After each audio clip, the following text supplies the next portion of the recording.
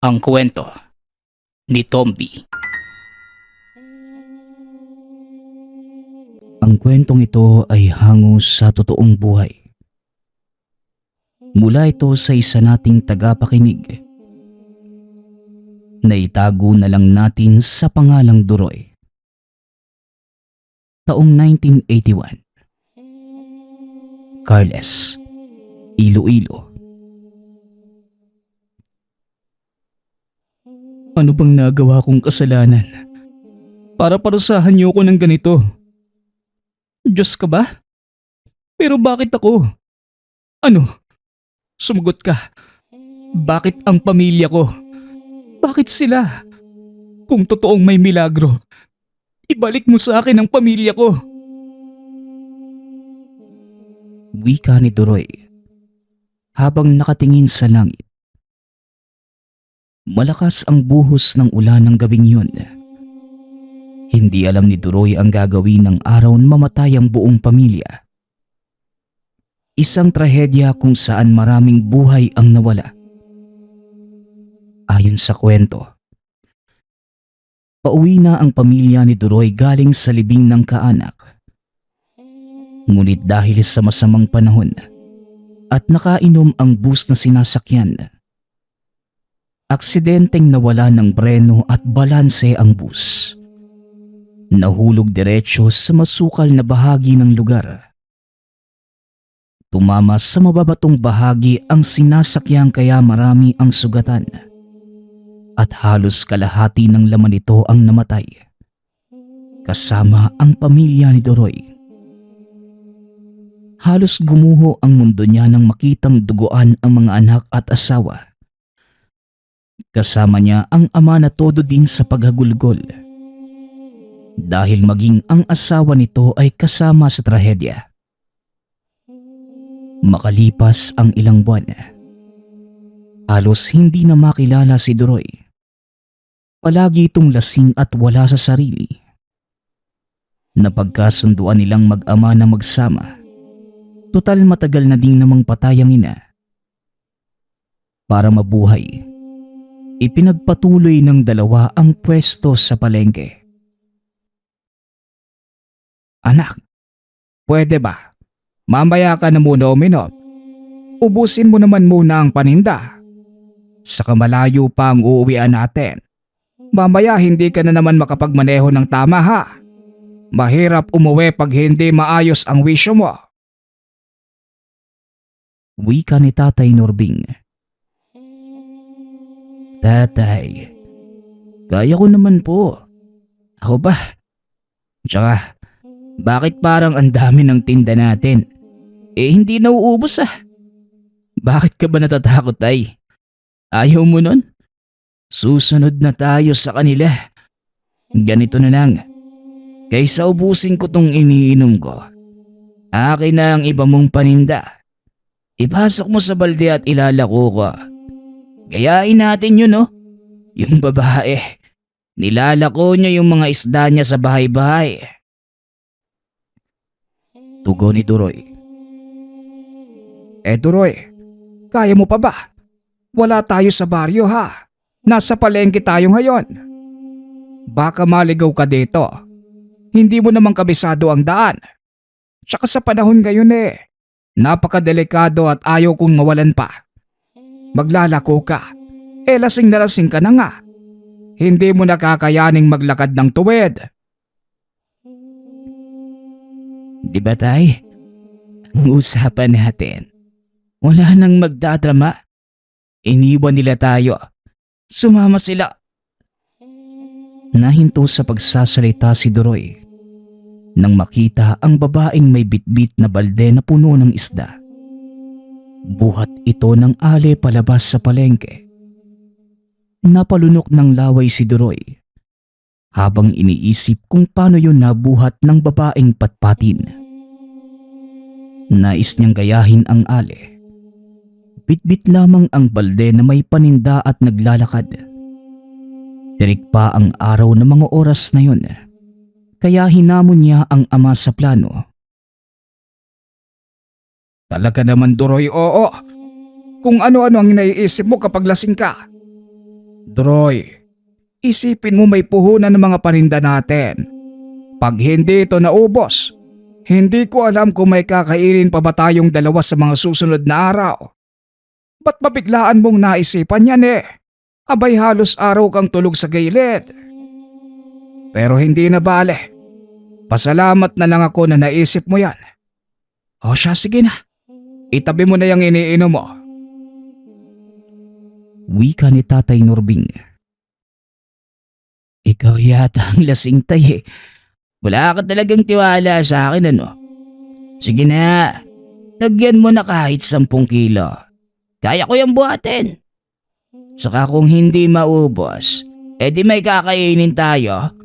Ayos, may pulutan na. Eto na, higigilid na po. Tugon ni Duroy. Wala namang nagawa si Tatay Norbing kundi pagbigyan ng anak. Naiisip niyang masyadong marami ang isdang nakuha. Ngunit wala naman masyadong mamimili. Siguradong hindi mauubos ang mga paninda nila kung hindi ito gagawa ng paraan. Ikinilo ng ama sa tagi-1 kilo ang mga isda. Pagkatapos, inilagay sa plastic bago ipinasok sa balde. Ayon sa kanya, mas mainam nang nakatakal para hindi na mahirapan ang anak sa pagbitbit ng kiluhan. Binigyan niya din ito ng maliit na supot para sa paglalagyan ng kita. Itinali sa hawak na balde para hindi mawala ng anak. Ilang sandali pa ang lumipas. Umalis na si Duroy. Sinisinok pa ito habang nilalako ang paninda. Dahil sa lasing, hindi alintana ni Duroy ang nilalakaran, maging ang mga lugar na pinapasukan. May iilan namang bumibili sa kanya sa daan, ngunit hindi naman naubos kagad. Sa kagustuhang maibenta lahat ng isda, kaya hindi nagdalawang isip si Duroy na lumakad papalayo sa lugar. Habang binabagtas niya ang daan, walang ibang iniisip si Duroy kundi makauwi at maubos ang natirang inumin. Sobrang saya naman ni Duroy habang iniisip na meron pa siyang iinumin mamayang pag-uwi. Minuto lamang ang nakalipas. Bigla niyang nakasalubong ang babaeng nauna sa kanyang maglako. Napangiti si Duroy dahil wala nang dala ang babae. Hindi niya din naiwasang tanungin ito kung marami pa bang bahay papasok sa lugar. Aba, sumunod ka din pala. Marami pang bahay papasok, pero hindi sila bumibili kapag hindi nila kilala. Tsaka, dito ako palagi nagtitinda, kaya nasanay na sila sa akin. Medyo hindi maganda kung papasok ka din sa lugar, lalo pat. Tumigil naman sa pagsasalita ang babae. Tinignan niya si Duroy mula ulo hanggang paa. Tila sinusuri niya kung ano ang katayuan ng kaharap. Sa palagay ko, bumalik ka na lamang doon sa kabila. Huwag dito, baka mabiktima ka ng masamang... Nako, tinatakot mo siguro ako. Iilang kilo na lang tong dala ko. Tsaka wag kang mag-alala. Hindi ko aagawin ang mga suki mo. Kung yan ang iniisip mo, naghahanap buhay lang din naman ako para makakain. Wika ni Duroy. Hindi mga suki ko ang inaalala ko. Baka mamaya, imbes na naghahanap buhay ka lang para makakain, baka ikaw pang maging pagkain. Hindi mo kabisado ang lugar kaya maniwala ka. Ikakasama mo kung tutuloy ka, lalo na't palubog na ang araw. Maraming... Ngunit hindi maituloy ng Ale ang pagsasalita. Tila hindi naman siya pinapakinggan ni Duroy. Umalis na lamang ito nang walang paalam. Huminga ng malalim si Luching at nagmamadali ng makalis sa lugar. Habang sinusuyod ang baryo, hindi nakakaramdam ng kahit anong takot o alinlangan si Duroy. Sa isipan niya, ayaw lamang siguro ng babaeng maubos ang paninda niyang isda. Pasipol-sipol pa ito habang sumisigaw sa daan. Psst! Hoy! Isda ba yan, iho? Halika nga dito. Wika ng matandang lalaki. Napahinto si Duroy sa tapat ng bahay nito. Tinawag niya ang binata at pinalapit sa tahanan.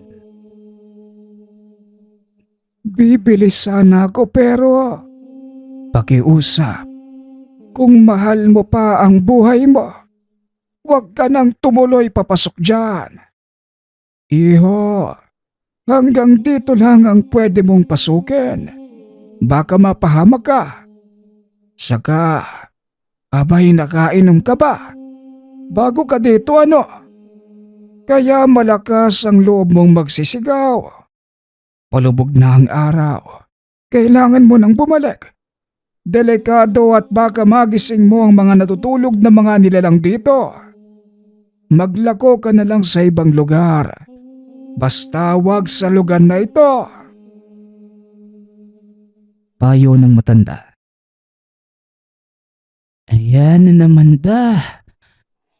Kailangan ko na pong maubos itong paninda ko eh. Ilan na lang naman to. Pagkatapos ng ilang bahay, ubos na to. Aswang. Oo nga. Siguro. Wala namang Diyos eh. Puro masasamang nilalang lang ang meron. Tugon ni Duroy. Nakatawa pa ito habang nagsasalita sa harap ng matanda. Mula nang mamatay ang pamilya, wala ng Diyos na kinilala si Duroy. Palagi niyang itinatanong kung totoo bang may tagapagligtas. Kaya siya natatawa. Sa isipan niya tinatakot lamang muli siya ng matanda. Bago siya maniwala, kailangang makita niya mismo ang aswang na sinasabi nito. Dagdag ni Duroy, hindi siya maniniwala hanggat hindi ito nakakakita. Lasing ka na nga binata at wala sa sarili.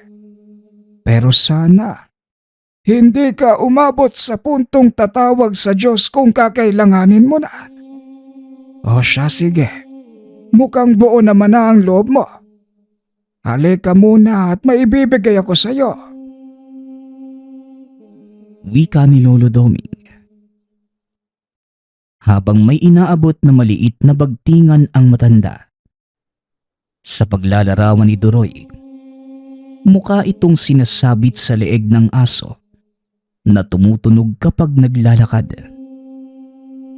Natawa na lamang si Duroy habang kinukuha ang inaabot na matanda. Wala sa loob niyang binulsa ang gamit. Wala din sa loob niyang nagpasalamat sa kaharap. Sa oras na mangailangan ka ng tulong, gamitin mo lang yan. Maniwala ka't may dadating para tulungan ka. Wika ni Lolo Doming. Maraming salamat po ha. Siya nga po pala. Bibili po ba kayo? Kasi kung hindi na, mauuna na po ako ha. Konti na lang naman to.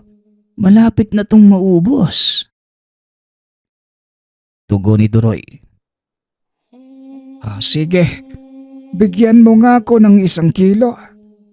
Siya nga pala, kapag may nag-alok sa'yo ng kahit ano, huwag mong tatanggapin. Sa oras na tinanggap mo yon, siguradong hihingi sila sa'yo ng kapalit at siguradong mas matindi. Bilin ng matanda. Ilan po ba silang nandito? Listo Hindi niyo po na itatanong. Ang harap ko po talagang makakita ng aswang. Abay hindi ko nakita ang Diyos nung tinawag ko eh. Tsaka Manong, kanina pa kayo paulit-ulit. Mas malala pa kayo sa tatay ko eh. Tugon ni Duroy. Hinampas na matanda ang baston na hawak. Dahil sa pagkapilosopo ni Duroy, hindi man maganda ang sinabi nito. Ngunit panalangin ng matanda na magkaroon ng milagro at manumbalik sa katinuan si Duroy. Ramdam niya ang pariwarang presensya na bumabalot sa binata. Dagdag pa ng matanda. Hindi man alam kung bakit ganito ang sitwasyon ni Duroy. Hinihiling niya sa ama na makita nito ang kapatawaran, maging sa sarili. Minuto lamang ang nakalipas. Inabot na ng matanda ang bayad kay Duroy. Hindi na ito nagsalita. Bagkus tinapik lamang sa balikat ang binata at pasimpleng umihip ng usal pang proteksyon. Habang ginagawa yun, hindi niya maiwasang maramdaman ang kalungkutan nito. Lalo pa nang magkatitigan sila sa mga mata. Tumalikod na si Duroy na walang kaalam-alam sa ginagawa ng matanda. Bit-bit ang paninda at sinisigaw ang tinda habang papalayo. Ako ba talaga yung laseng o yung matanda na yun? Sabagay, baka nalipasan yun ng gutom. Paano magkakaroon ng aswang sa lugar na kagaya nito? Ang sarap ng hangin. Napakasarap magpahinga. Wika ni Duroy. Tinignan niya ang laman ng balde. Binilang kung ilang supot pa ang natira. Ramdam niya ang pagod sa haba ng nilakad. Napabuntong hininga si Duroy nang makita na may 6 na supot pa. Ramdam niyang alanganin na sa oras para mag-ikot. Kaya napagpasyahan niyang sumimple sa nakikitang mga kubo. Hindi kalayuan sa nilalakaran.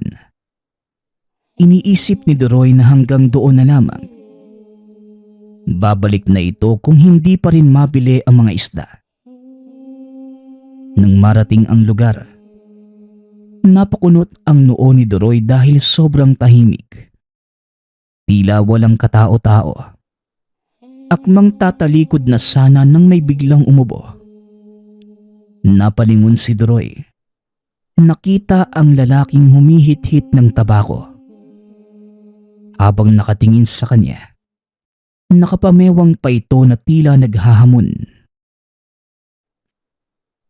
Ano ang dala mo? Tamang-tama. Wala pa kaming pagkain ngayon. Halika bata, lumapit ka. Bilisan mo. Wika ng lalaki. Dahil sa lakas ng pagtawag nito, sabay-sabay nagsibukas ang mga bintana ng kubong nakahilera. Bigla namang nagtawanan ang mga dubungaw habang nakatitig ng masama kay Duroy. Sa kabilang banda, natuwa naman ang binata dahil ayon sa kanya, mauubos na ang dala niyang isda. Ilang sandali pa ang lumipas. Naglabasan na ang mga tao sa mga kabahayan. Wala sa isip na lumapit siya sa mga ito at nilatag ang dala. Ang nasa isipan lamang niya ng mga oras na yon, maubos lahat ng paninda. Maya-maya pa, may dumating na matandang nakatungkod ng kahoy na may nakasabit na maliit na bungo. Hindi naman malaman ni Duroy kung saan nanggaling. Ayon sa paglalarawan niya, kasing laki lamang ng itlog ang nasabing bungo. Napatras ito nang may iniabot ang matanda. Umiiling lamang si Duroy. Dali-dali namang inilapit ng matanda ang ulo nito sa mukha niya. Kasabay ng pag-ihip ng hangin, biglang nawala ng malay si Duroy. Ang naaalala lamang niya ng mga oras na yon, ang malademonyong tawa ng mga nilalang habang nakapalibot sa kanya. Madilim na nang idilat ni Duroy ang mga mata. Napasigaw siya nang makita na nakabaliktad na ang lahat. Maging ang mga sumasayaw na tao, kubo, maging ang malakas na apoy. Kukusatin pa sana ang mata, ngunit naramdaman niyang nakatali ang mga paa. Doon lang niya napagtanto na nakabitin pala siya patiwarek. Pagpasensyahan mo na. Halos ilang araw na kaming hindi nakakakain. Kaya ngayon, sigurado ko, pati buto mo masisimot. Muling wika ng lalaki. Diyos ko, tulungan niyo po ako. Tulong! Ayaw ko pang mamatay. Nagbibiro lang naman po ako kanina. Patawarin niyo na po ako. Pakawalan niyo ako. Maawa kayo, pakiusap. Wika ni Duroy. Nagtawanan lamang ang mga nakapaligid sa kanya. Akbang bubuhati na siya palapit sa nagbabagang apoy. Naalala niya ang bigay ni Lolo Doming. Kahit hindi sigurado, pinilit niyang igalaw ang katawan para mapatunog ang maliit na bagtingan. Halos mawala na ng pag-asa si Duroy dahil sa nakikita. Unti-unti nang nagpapalit ng anyo ang mga nilalang habang nagsasagawa ng ritual. Ikinumpas na matandang may tungkod ang mga kamay at pinalapag si Duroy. Tinanggal nila ang pagkakatali at ililipat sana sa malaking mesa. Dito na nakakuha ng pagkakataon si Duroy para dukutin ang bagtingan na nasa bulsa. Tumawag muli siya sa ama. Ipinapaubaya na niya sa Panginoon ang lahat. Pinikit niya ang mga mata habang patuloy sa pagpapatunog ng bagtingan. Maya-maya pa, biglang napatingala si Duroy. May malakas na paghuni na papalapit sa kanya. Doon lamang siya nakahinga ng maluwag. May malaanghel na figura na dumating at iniangat si Duroy. Sa tagpong yon, masasabi ni Duroy na nagbukas ang langit sa kanya. Pinababa ng ama ang mga anghel para iligtas siya. Muling nawala ng ulirat si Duroy. Nagising na lamang ito sa boses ng ama na gumigising sa kanya. Duroy anak, gising na. Ito na nga ba ang sinasabi ko sa iyo kanina eh. Kaya hindi ako sang-ayon sa gusto mong mangyari. Yan tuloy. Nang istorbo pa ako ng mga tanod para hanapin ka. Abay, nakatulog ka dito sa gilid ng kubo. Mabuti na lang at naabisuhan ako ni Luching kanina. Sinasabihan kanyang huwag ka nang dumiretso at baka may masamang mangyari sa iyo. Ayan ho, tumutulo pa yung laway mo sa pagtulog. Mabuti na lang at hindi ka napagtripan ng mga dumadaan. Maghahating gabi na. Wika ni Tatay Norbing. Mapungas pa ang mga mata ni Duroy at unti-unting idinidilat. Napayakap pa ito na mahigpit sa ama at humagulgol. Humihingi ng tawad sa lahat ng nangyari. Tay, suntukin niyo nga po ako. Sige na po. Baka po nasa langit na din ako eh. Wika ni Duroy. Ngunit hindi pa natapos ang pagsasalita nito. Bigla siyang binigwasan ng ama. Napangiwi pa ito nang maramdaman ang sakit ng pagtama ng kamao ng ama. Hindi naman napigilan ng mga tanod na tumawa dahil sa nakitang reaksyon ni Duroy. Sa susunod na iinom ka, ilagay mo kasi sa tiyan, huwag sa ulo. Ayan, ano, Nagising ka na ba? Abay kung hindi pa, pwede bang kami naman ang susuntok? Wika ng isa sa mga tanod. Nagsitawanan ang lahat. Ngunit malaking katanungan pa rin para kay Duroy ang nangyari. Lalo pa ang kubo kung saan siya nakita ng ama. Iyon ang mismong kubo kung saan nakatira ang matanda na nagbigay sa kanya ng maliit na bagtingan. Ayon naman sa mga tanod, wala namang nakatira doon. Matagal nang patay ang sinasabi ni Duroy na si Lolo Doming. Isa itong kilalang manggagamot sa lugar. Dagdag pa ng mga tanod, marami ng dayo na nakapagkwento tungkol sa matanda. Nagpapasalamat si Duroy sa ama at sa mga tanod na naghatid pa sa kanila pauwi sa mismong baryo. Magmula nang mangyari ang insidenteng yun, marami nang nagbago kay Duroy. Tumigil na ito sa pag-inom. Inayos ang buhay nilang mag-ama. Humingi ito ng tawad lalo na sa ama. Alam na ni Duroy na hindi tamang isisi sa Diyos ang pagkawala ng pamilya. Bagkus, ipinanalangin lang niya ang kaluluwa ng mga pumanaw. Muling naging alagad ng Diyos si Duroy, kasama si Tatay Norbing. Sa kasalukuyan, nagkaroon muli ng bagong asawa si Duroy at nagkaroon sila ng 4 na anak. Magpasa hanggang ngayon, buhay pa si Tatay Norbing at Duroy.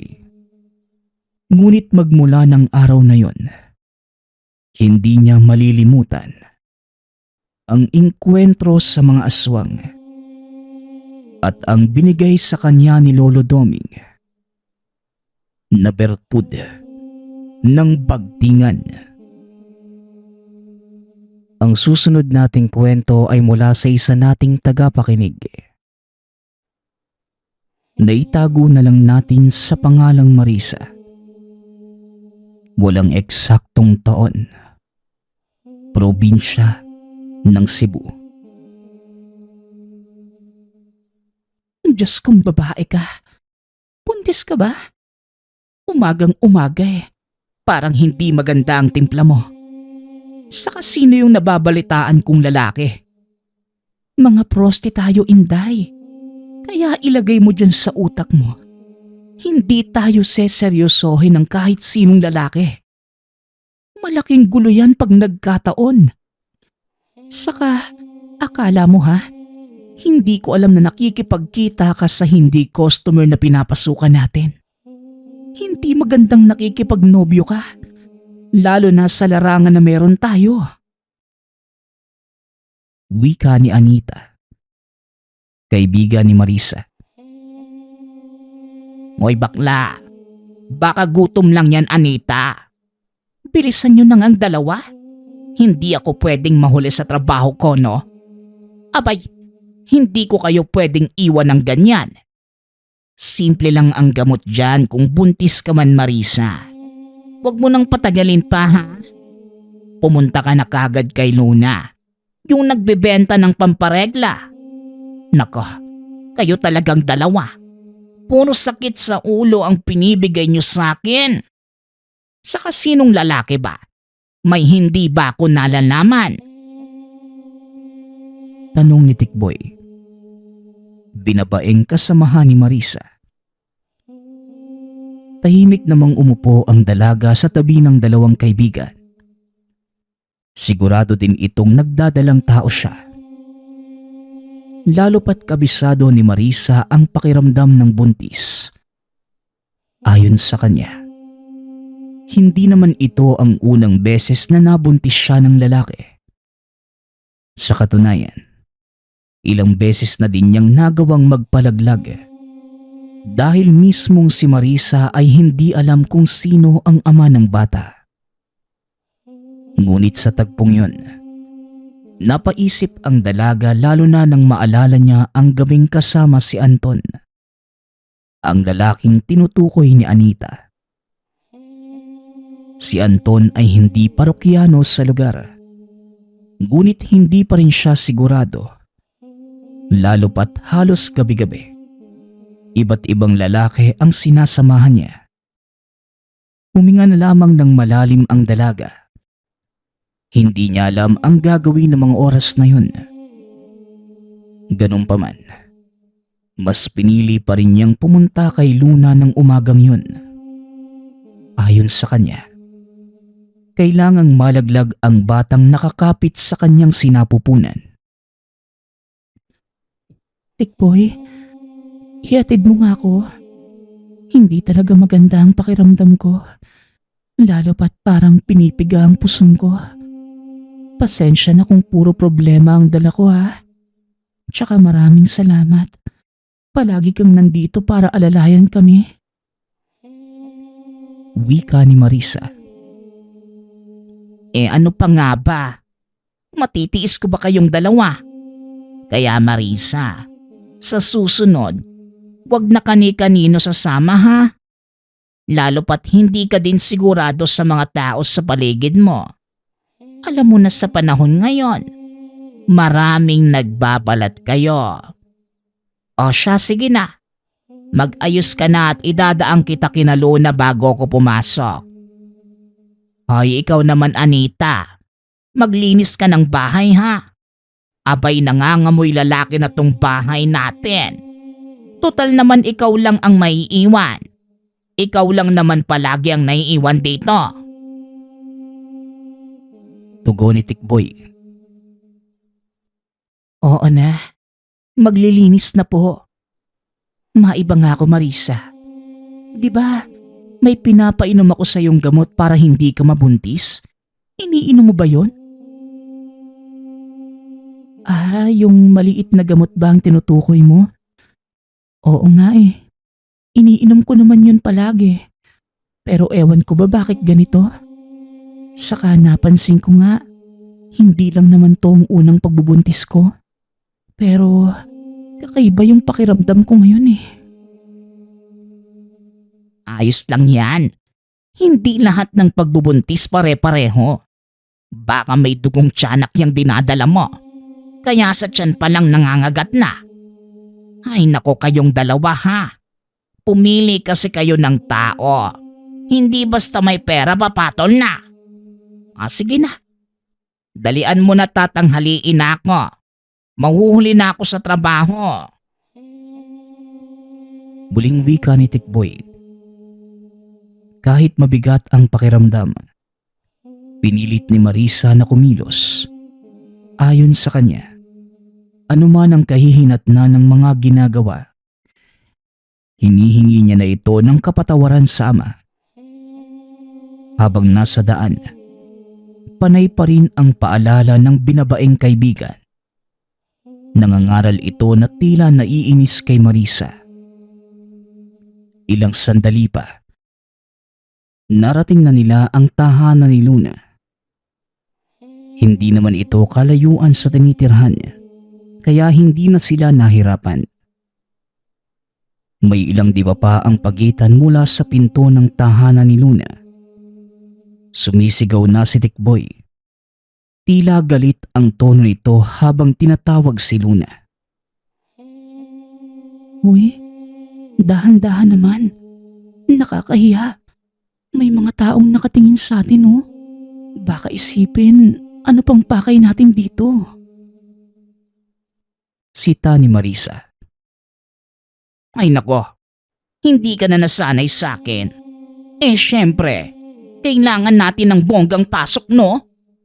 Para mabilis niya tayong marinig. Alam mo naman pag mabagal tayo, hindi tayo papansinin yan. Tugon ni Tikboy. Ba't? Sino ba kayo? Nakakapulahaw yung mga boses niyo. Ilang araw na naming hindi nakikitang may tao dyan. Kahit magtitili kayo, walang lalabas na Luna. Ano bang kailangan nyo sa kanya? Mukhang alam ko na. May kilala ko. Mas magaling kesa dyan sa hinahanap nyo. Wika ng aling kapitbahay ni Luna. Napakunot ang noo ng dalawa. Sabay pa silang napatingin sa aling hindi man lamang nila kilala. Maging ang babae ay hindi nilahad ang pagkakakilanlan. Basta na lamang niya dinala ang dalawa sa isang tahanan sa bahay ni Lola Basha. Ni hindi ito kilala sa lugar.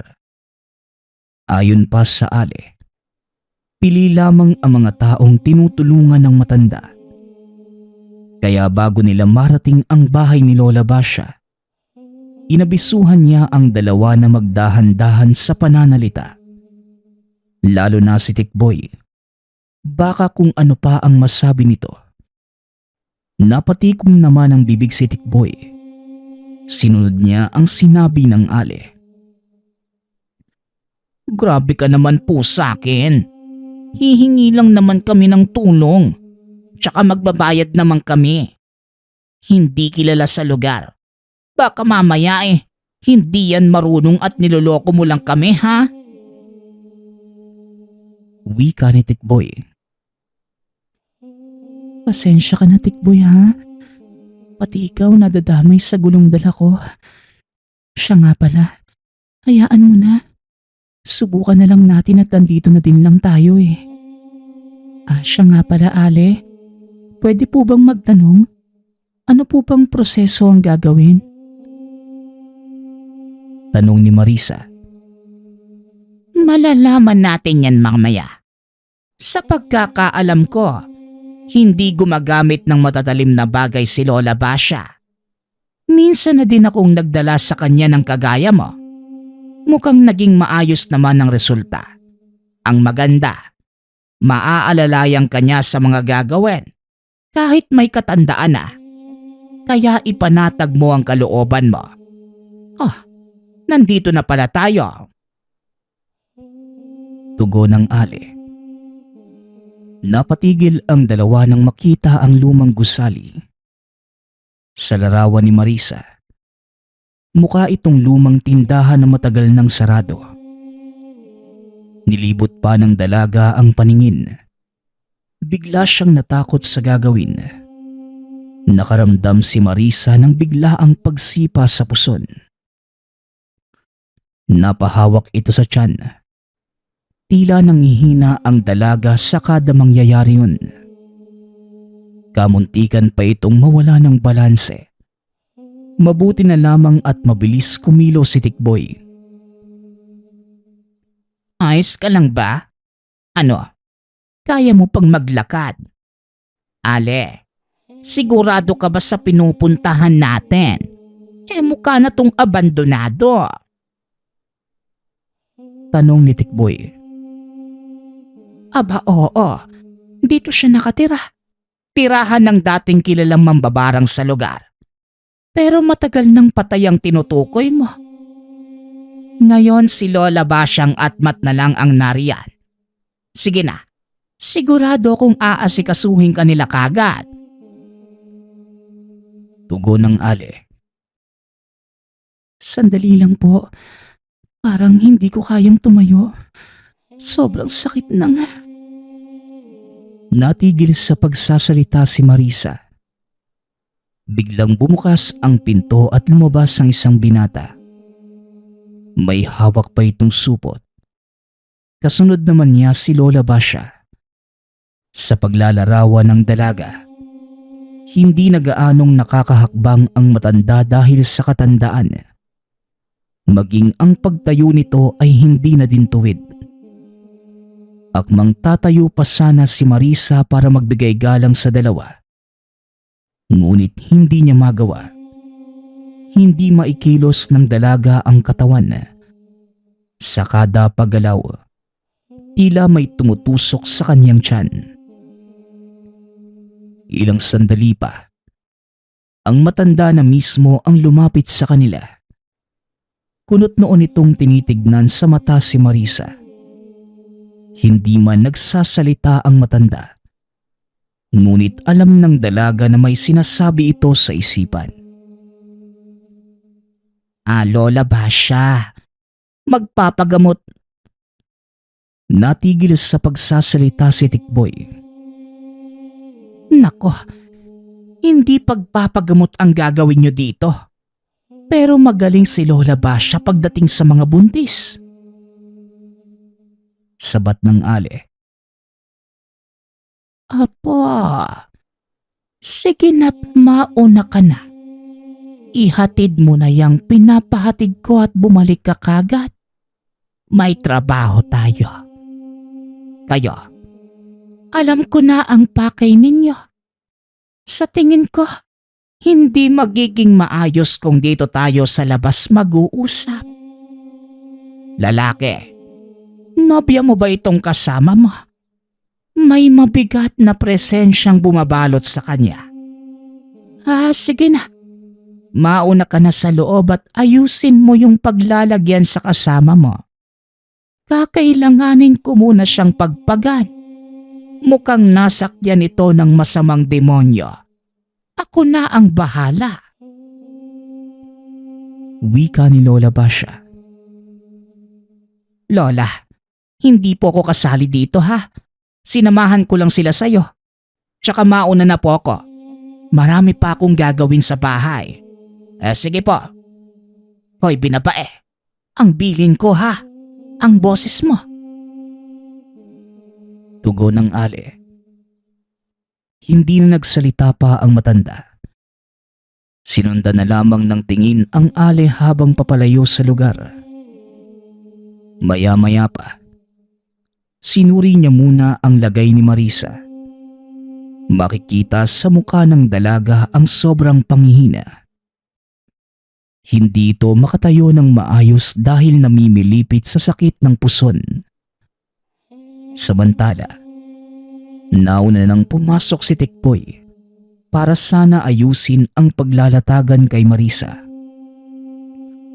Ngunit nanlaki ang mga mata niya nang makita ang mga garapong naglalaman ng hindi niya malaman kung mga parte ba ng tao o hayop.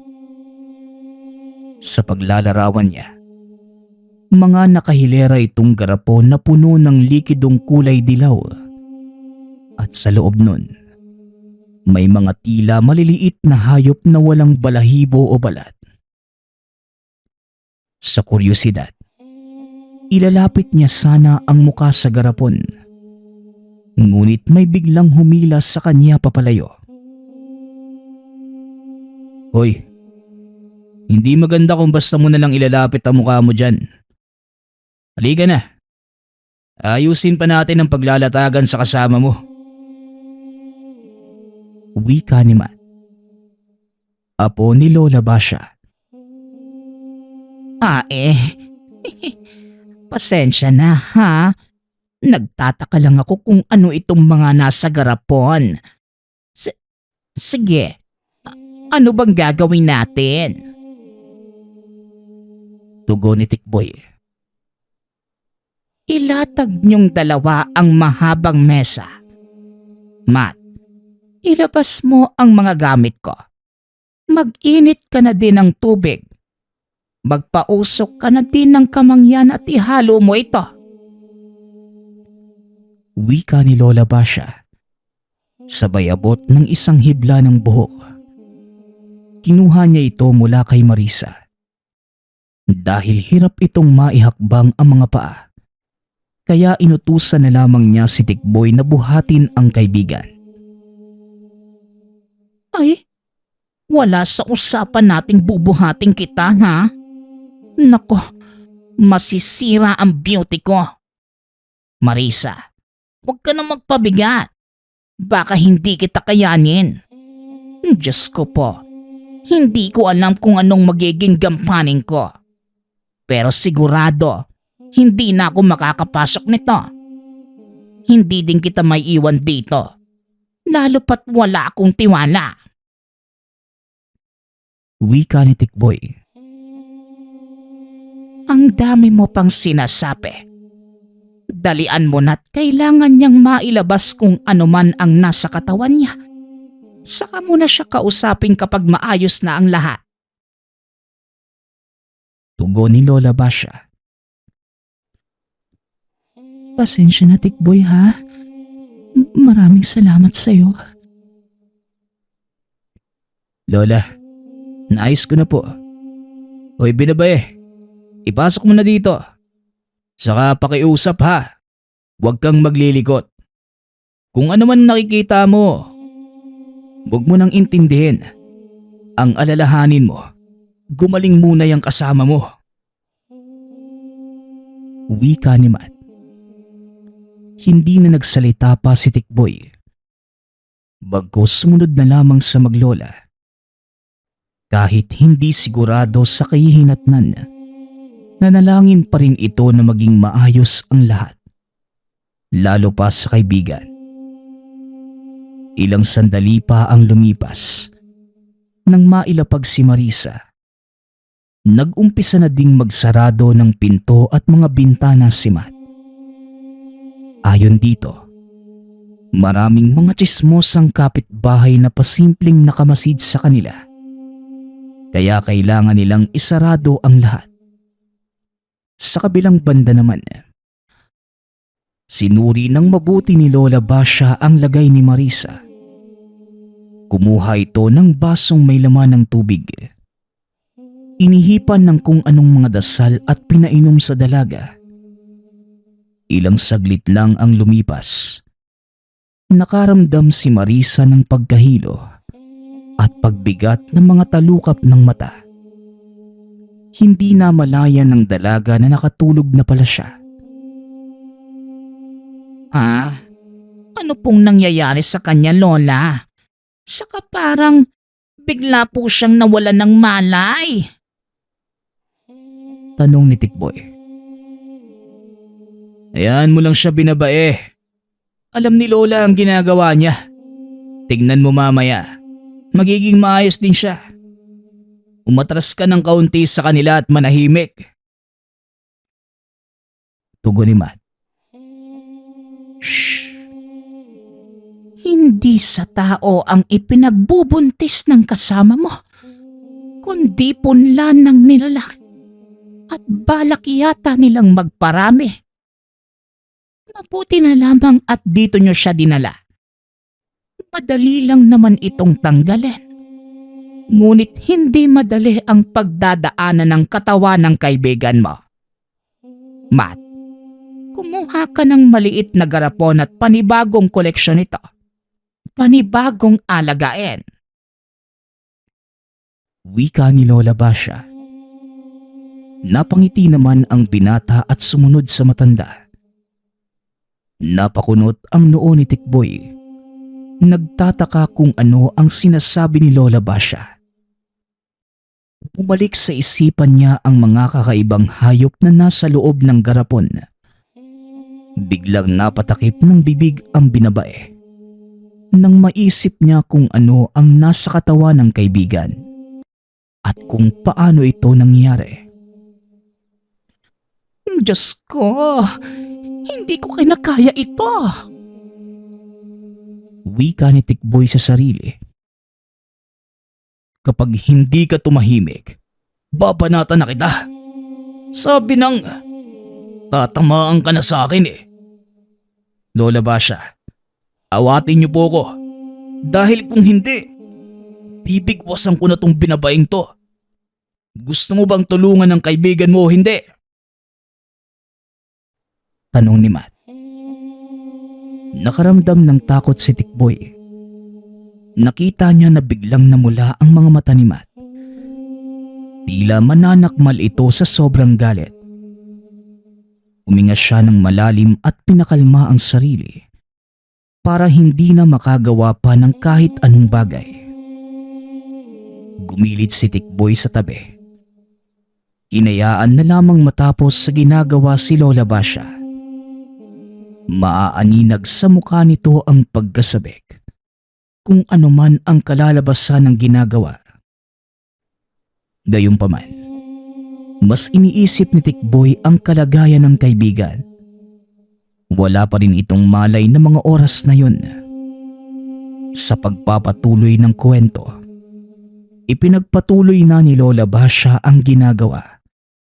Wala itong kahit anong hawak na matalim na bagay. Bagkus, Meron itong ritual na ginagawa. Samantalang si Matt naman, kumuha na ng garapon. Nilagyan ito ng likidong hindi mawari ni Tikboy.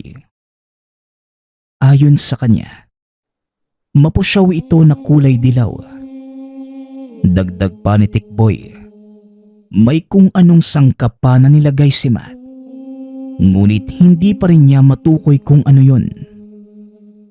Sa patuloy pang pagmamasid, nakita niyang tila may diferensya sa utak ang maglola. Tumatawa pa ang mga ito na tila wala nang pakialam sa presensya niya. Basta nakatutok lamang ang mga ito sa kalagayan ni Marisa. Maya-maya pa, napahalinghing ang matanda. Nakapikit ito at tinaas ang damit ni Marisa. Tila hinihilot nito ng bahagya ang dalaga at may kung anong pinapahid sa katawan. Kasabay ng pagkumpas ng mga kamay ng matanda, ang biglaang pag-alinsangan ng paligid. Ayon kay Tikboy, sobrang init at nakakakilabot ang hangin. Lumabas ka na. Halika, hindi ka nababagay dyan. Wika ni Matt. Kung sino man ang nagpunla sa batiling na ito, abay maswerte siya at tayo ang magpapalaki sa kanya. Hala sige, lumabas ka na. Hindi bahay ang katawan ng babaeng yan. Dagdag ni Lola Basha. Nanlaki ang mga mata ni Tikboy nang makita ang nilalang na mukhang maliit na sisiw. Meron itong kakaibang itsura. Kinilabutan ng husto si Tikboy dahil sa mga nakita. Lalo pat sa mismong harapan niya isinagawa ang kakaibang gamutan. Iniisip niya na hindi tao ang mga kaharap. Ngunit hindi naman sila nananakit.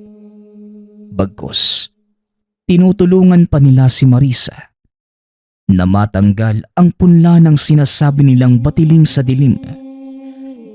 Ito'y uri ng isang nilalang na nagbabalat kayo para makapagpunla at makapagparami. Madalas nitong biktima ang mga madaling babae o kaya naman mga babaeng bayaran. Lumabas na. Ligtas na ang kaibigan mo. Kailangan niya lang ng kaunting pahinga. At syempre kakailanganin niya ng ilang linggo para manumbalik ang kanyang lakas. Kung saan mang dako naroon ang nagpunla sa kanya nito, nakakasigurado kung babalikan niya ang kaibigan mo. Kaya kung ako sa'yo, pansamantala ilayo niyo siya sa lugar. Magiging delikado kung malaman ng nilalang na wala na sa katawan ng dalaga ang punla. Hindi naman siya ang kauna-unahang babaeng dinala dito para magpatanggal ng anak. Pero hindi karaniwan ang nangyari sa kaibigan mo. Kaya kung ano man ang mga nakita mo, huwag ka na lang magkwento sa kanya o kahit kanino. Ayaw namin ng gulo at lalong gusto lang namin ng tahimik na buhay. Pagpapaliwanag ni Lola Basha. Naiintindihan ko po. Pero pwede po bang magtanong? Ano po bang ginagawa niyo sa mga... Magtatanong sana si Tikboy. Ngunit natigil ito nang titigan siya ng masama ni Matt. Napakagatlabi naman si Tikboy at hindi na itinuloy ang itatanong. Hinayaan na lang niya na makapagpahinga si Marisa. Habang nag-iisip pa rin kung para saan ba ang laman ng garapon. Sa kabilang banda, iniayos ng maglola si Marisa. Nilagyan din nila ito ng pangontra. Lalo pat nakakasigurado ang matanda sa mangyayari. Nagbigay din si Lola Basha ng mga halamang gamot. Inabisuhan si Tikboy kung paano ito ipapainom sa kaibigan Maghahapon na. Ngunit wala pa ring malay si Marisa. Kaya't nagpa siya na lamang si Tikboy na maghanap ng masasakyan. Hindi siya didiretso sa tinutuluyan. Bagkus, ilalayo muna pansamantala sa lugar si Marisa. Ayon na din sa utos na matanda. Hindi na naghintay ng gabi si Tikboy sa lugar. Lalo pat hindi niya sigurado kung totoong tao ba ang maglola. Hindi naman tumutol si Lola Basha. Bagkus pinabaunan niya ng mga kakailanganin si Tikboy. Dinala niya ang dalaga sa bahay ng kakilala. Alam niyang makakapagpahinga ng ligtas doon ang kaibigan. Nang magkamalay si Marisa, hindi na nito maalala ang mga nangyari. Ni hindi niya din matandaan na umabot sila sa bahay ng matanda. Ngunit ganun pa man, isinalaysay ni Tikboy ang lahat. Hindi man makapaniwala ang dalaga. Binili nitong sundin lahat ng alituntunin na mula kay Tikboy. Malaki ang pasasalamat niya at hindi siya pinabayaan ng binabaeng kaibigan. Sa pangkasalukuyan, tumigil na din sa pagtatrabaho si Marisa. Pinili nitong lumipat na din ng lugar, kasama pa rin ang mga kaibigan. Nagtayo na lamang siya ng maliit na negosyo katuwang si Tikboy. Ni hindi na din ito nag-asawa. Naaalala pa rin niya ang kwento ng kaibigan. Kung paano tinanggal sa kanyang katawan ang punla ng batiling. Nagpapasalamat nga pala ako sa lahat ng sumusuporta sa ating channel. Nawa ay patuloy niyong suportahan at pakinggan ang ating mga kwento. Hanggang sa muling pakikinig. Paalam.